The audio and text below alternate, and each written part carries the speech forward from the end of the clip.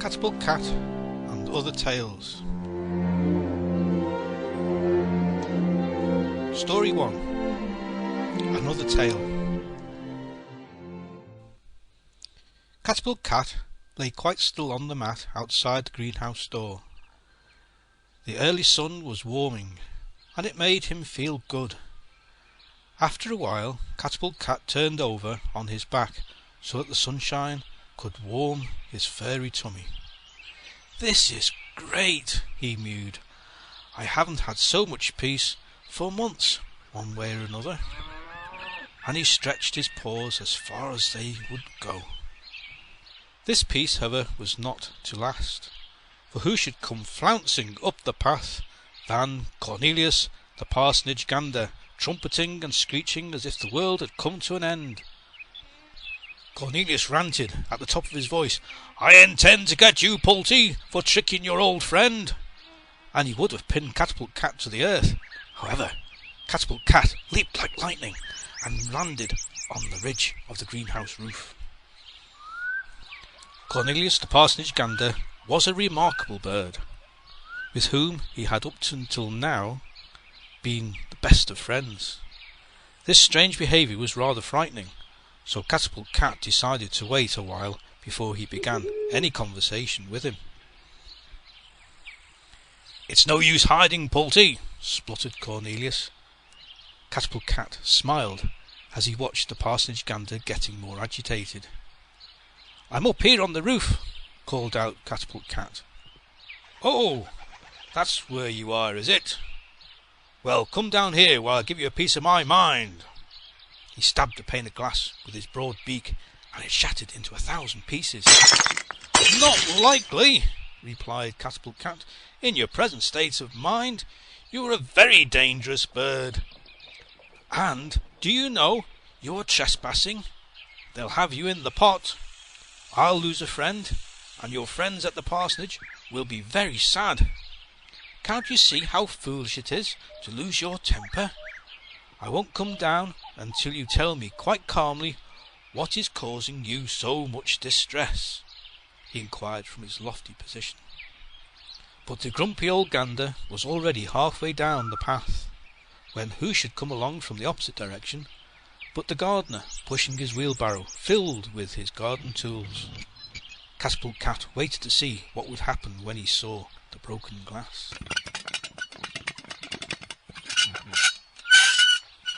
The gardener, whose name was Sykes Tab, was a very erratic man, and as soon as he saw the glass on the floor and the broken window, he went up in the air. He took off his cap and banged it hard against the side of his wheelbarrow. "It's that lazy varmint of a cat, I'll be bound," he growled, rubbing his head with his cap as he vented his feelings. "Ha ha!" he continued. "This is no cat. I'm sure I saw the back end of that noisy gander from the parsonage." Then he stooped down and picked up some more feathers, which Cornelius lost when he flew into a rage. Catapult Cat, after listening to the gardener, crept from his hiding place on top of the greenhouse roof and jumped down into the long grass to think things out. "There's only one thing for it. I will go and find Big Tom the stray cat, who has come to my rescue so many times before," he whispered, feeling very mixed up with this strange turn of events.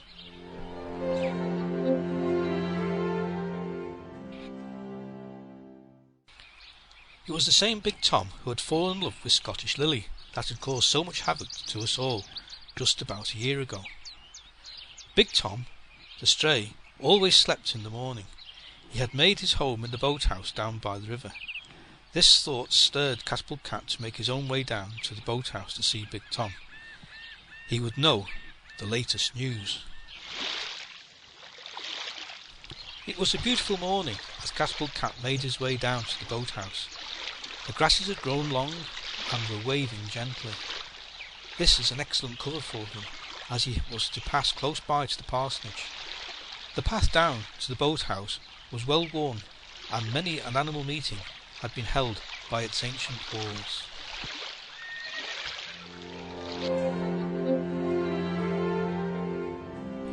The meeting with Big Tom.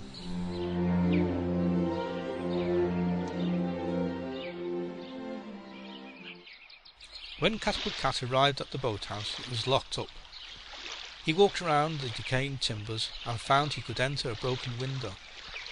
Catapult Cat leapt onto the sill and sniffed the air. "Oh, he's here all right. I can tell his smell a mile away," Catapult Cat said to himself. He crawled gingerly through the broken pane of glass onto the wooden sill and jumped down onto the floor. The smell of Big Tom was very strong, but the booming snores were famous. Big Tom could sleep like a log, but all his friends were afraid of the noise he made. That's why Big Tom was always alone at night. Catapult Cat picked up a piece of dry grass and began to tickle Tom's nose, then started on his ear. This made him laugh as it quivered like a trembling leaf. "Oh, for goodness sake, what do you want, CP? You ought to be ashamed yourself disturbing a friend at this time of the morning." "I knew you were here. I could smell you a mile off," he yawned as he drawled out the last words and pretended to go to sleep again. Catapult Cat gave a bit of a smile. "It's like this, my friend. This morning I had a visit from Cornelius the parsonage gander. He was in a terrible temper and threatened to tear me to pieces.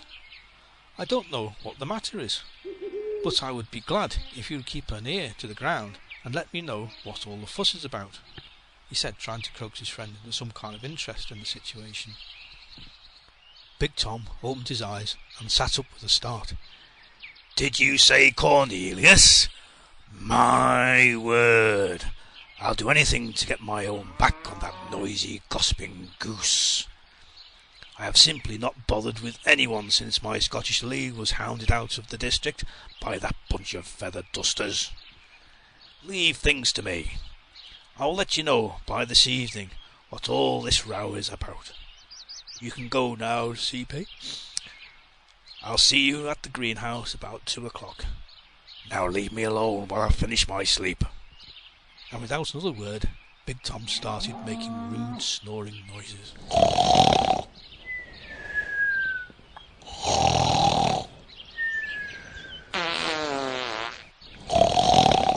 Catapult Cat made his way out of the boathouse. "I'll see you at 2 o'clock then. Bye for now," he called out. He was satisfied with his talk with Big Tom. Catapult Cat decided to walk home another way to avoid meeting any of his animal friends. The trees were in full leaf, and a few cows were standing in the shade of the trees near the water's edge. It was quiet and serene here by the waterside. The flat fishing boat rocked gently in its moorings, and all around the air was filled with the sound of winged music, zooming over in search of lovely nectar given to them by the wildflowers and grasses, which scented the air with their delicate perfume. Catapult Cat sat there for some time and felt much better. It was time for him to go back now, for his friend Florence, the daughter of the house, who always put some food out for him each morning.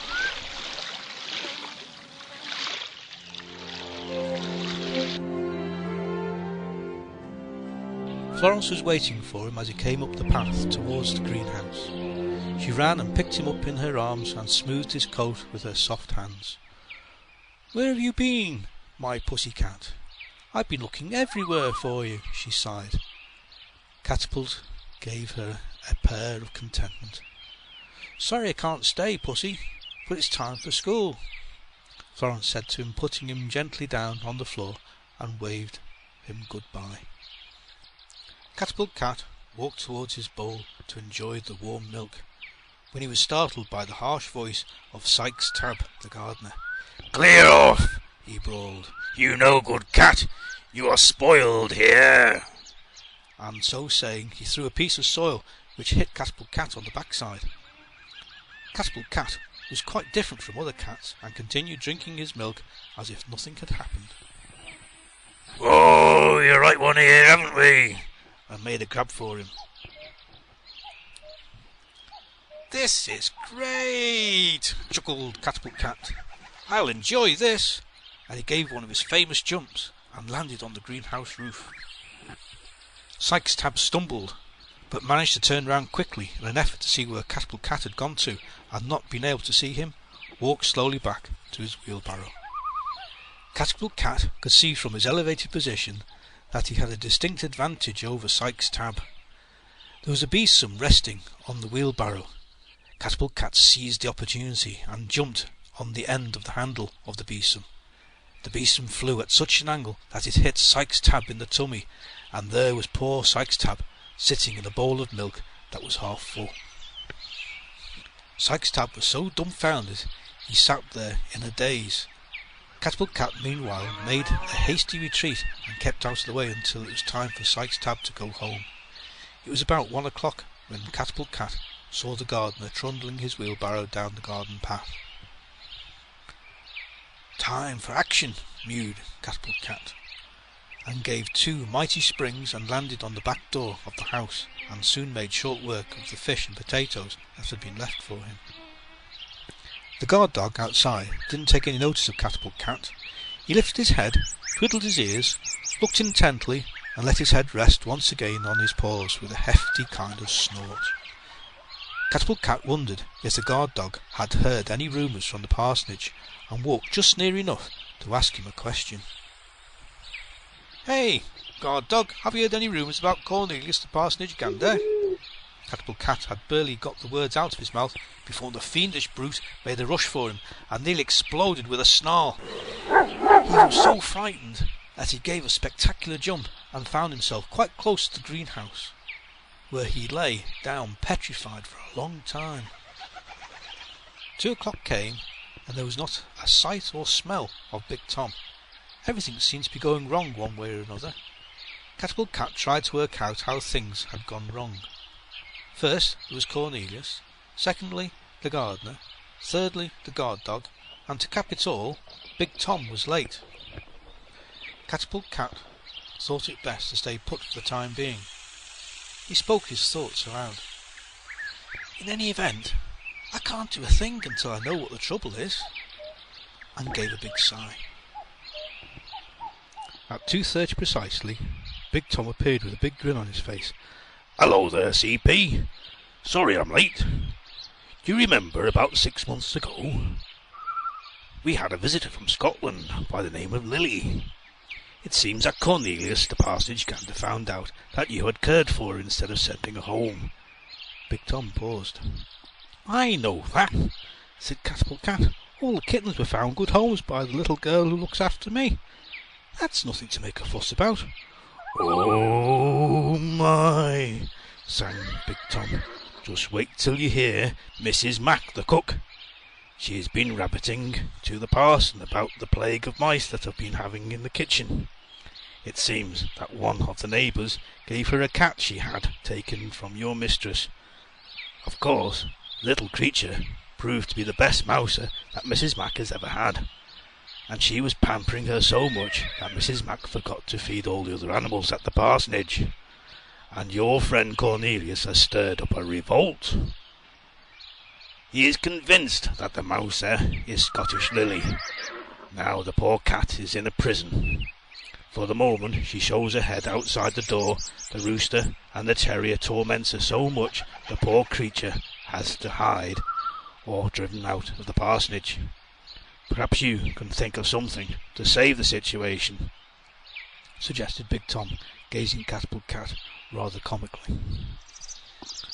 Catapult Cat brought his tail round his paws and spoke in a superior manner.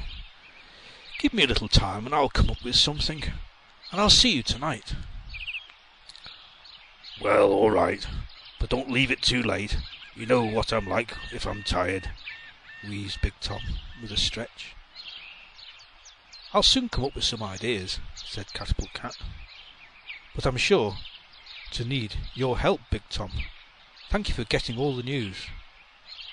After that remark, Big Tom disappeared into the undergrowth. Now, Catapult Cat was left alone to try and think up some way of saving the little mouser. It was 6:30 in the evening when Catapult Cat stirred himself from his comfortable resting place among the long grasses. He nibbled a piece of green grass, then after a good stretch he began walking towards the boathouse. Catapult Cat always enjoyed a walk by the river. It seemed to stimulate him. When Catapult Cat arrived at the boathouse, Big Tom was sitting on a branch of a fallen tree. "Hello, CP," he mewed. "I was just thinking of going to my bunk when your scent came wafting on the air. Count yourself lucky that I waited." He drawled sleepily. Catapult Cat began. "Tell me, Big Tom, do you know any of the farm animals, particularly the feathered kind?" he asked. "Yes, I do," replied Big Tom. "One or two at least. There's Princess the Duck and the Rooster when he's in a good mood." "Good, very good," said Catapult Cat. "Well, here's my proposal. Of course, you may have some better ideas." He moved up closer and laid out the plan. "Spread it around that Mrs. Mac is getting browned off with Cornelius and the Rooster. She has noticed how cruel they have been to her precious little mouser, and it has come to our ears that Mrs. Mac has asked the parson if they can be killed and cooked to make sandwiches for the guests coming to the annual garden party." Big Tom licked his paws, half closed his eyes. "These farmyard quarrels," he said sardonically. "I suppose if they could cook cats, there'd be very few of us left. What do you want me to do then?" drawled Big Tom, putting his paw down again. Catapult Cat wasted no time in putting Big Tom in the picture. "This is how I see it. Spread the story that Mrs. Mac is thinking of cooking Cornelius and the Rooster for the table when they hold the garden party in aid of the church funds. Tell Princess also that when they are cooked, there will be a raffle to see if anyone can guess the right weight of these prize birds. Make a deliberate point that all this has happened because they have been ill-treating the little mouser." Catapult Cat finished the sentence with a saucy look in his eye. Big Tom lifted his other paw and began to lick, gazing at Catapult Cat with admiration. "This idea of yours will certainly set the cat monster pigeons, and no doubt have the desired effect." Big Tom yawned sleepily, lay down and pretended to go to sleep. Catapult Cat gave a special kind of mew that only cats understand, and made his way through the long grass towards the riverside and rested under a huge dock leaf. He watched the slow flowing river. Mr. Bennet and his son Tony were walking along the pathway to the fishing boat. Tony was skipping with abandon, showing how pleased he was to be taken out in the boat fishing with his father. Catapult Cat had been away from the house a long time and was beginning to feel hungry. He decided to make his way to the greenhouse. As he was approaching the greenhouse, who should be waiting for him but his kind mistress? However, she seemed very upset. Catapult Cat was very fond of his mistress, and showed his affection by sticking his tail up in the air and rubbing her legs with his wet nose. She picked him up and gave him a cuddle. "Oh, I wish you could talk. My father is very angry and would like to know who has broken the window pane and the saucer." "Never mind. Make sure that no one breaks this one. Go and have your tea." She put him down on the floor, stroked his head, and walked back to the house. Catapult Cat had hardly finished his food when who should come thudding along the path towards him, none other than the parsonage gander. Quick as a flash, Catapult Cat leapt onto the greenhouse roof, where he waited for the unpredictable Cornelius. "Bolty!" he squawked. "Where are you?" Just as if he didn't know, Catapult Cat said to himself. "Bolty! Where are you?" Cornelius squawked again, and pretended to look around. "Oh, there you are, high up on the roof. Well, well, what are you doing up there as if I didn't know? You are afraid I might carry out my threat to do you an injury. Don't be afraid any more. I realise I'm just a silly old parsonage gander, and I've come to say how sorry I am for being so angry. Come down and walk to the gate with me. Then I'll know we are friends again."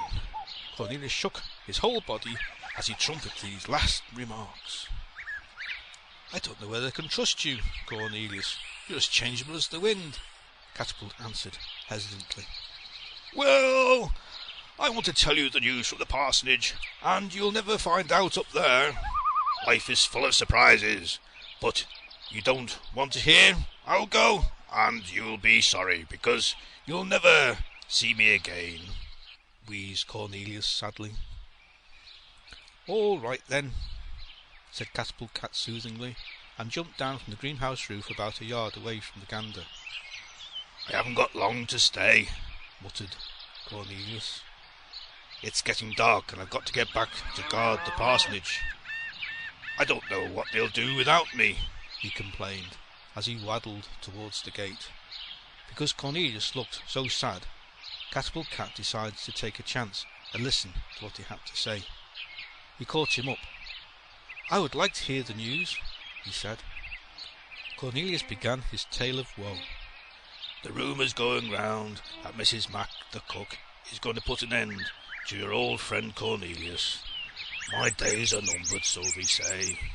He paused as they neared the gate. In a split second, he twined his long neck round Catapult's head and flung him into the pond. As he raced away, he was muttering, That will teach you not to meddle in the parsonage affairs. Catapult Cat dragged himself out of the pond. He was thoroughly wet, thoroughly disgusted with himself at being taken in by that vindictive old bird. Catapult Cat shook himself and made a succession of little hops until he reached the greenhouse. I wondered what went wrong, he mused. But that's another story.